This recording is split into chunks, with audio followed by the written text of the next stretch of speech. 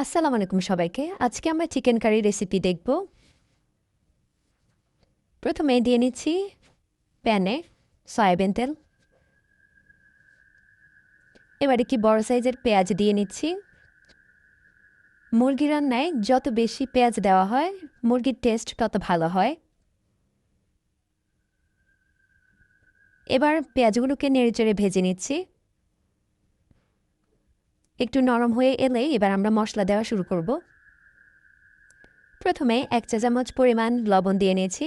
স্বাদমতো লবণ দিয়ে নেবেন। 1 চা চামচ হলুদের গুঁড়া,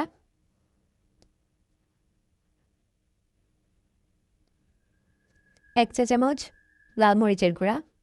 লাল মরিচের গুঁড়া আপনারা পরিমাণ মতো দিয়ে নেবেন, যে যেরকম ঝাল খান সেরকম। 1 চা চামচ জিরার গুঁড়া, 1 চা চামচ ধনিয়ার গুঁড়া,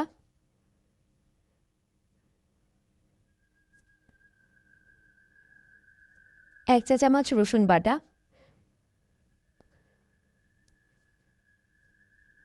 এবার দিয়ে নেব 1 চা চামচ আদা বাটা। মুরগির রান্নায় আদা এবং রসুন সমপরিমাণ দিতে হয়, কিন্তু গরুর মাংস রান্নায় বেশি দিতে হয়। এবার আমরা গরম মশলা দিয়ে দিচ্ছি 2টা দারুচিনি, 4-5টা এলাচ, 2টা তেজপাতা।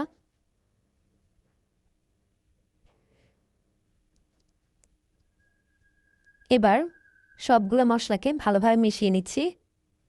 তেল উঠে আসলেই আমরা মুরগিগুলো দিয়ে দিব। ভালো মতো মিশিয়ে নিচ্ছি।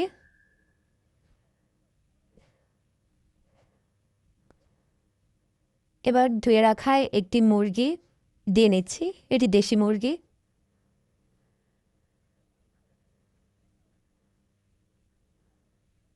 এবার ভালো মতো মিশিয়ে নিচ্ছি।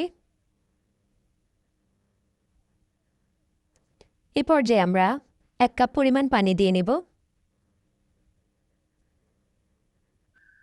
দেখুন, পানি দিয়ে নিচ্ছি।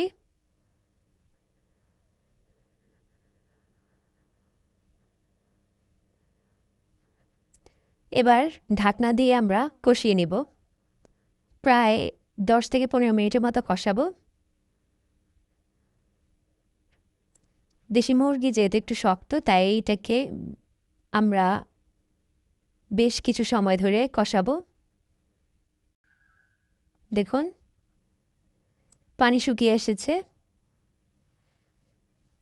এ পর্যায়ে আমরা গরম পানি দিয়ে নেব 4 কাপ পরিমাণে।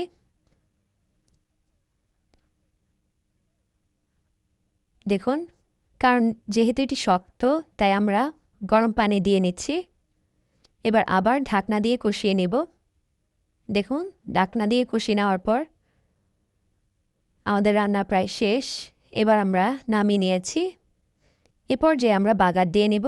বাগারের জন্য প্রথমে আমরা সরিষার তেল দিয়ে নিয়েছি এবং একটি ছোট সাইজের পেঁয়াজ আমরা বাগারের জন্য নিয়ে নিয়েছি।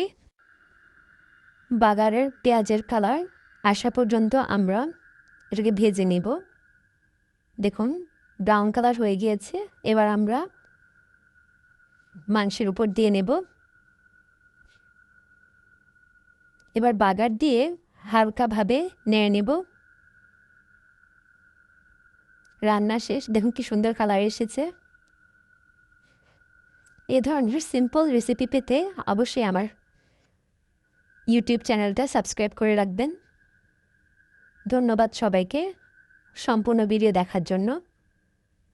দেখুন কি সুন্দর কালার এসেছে।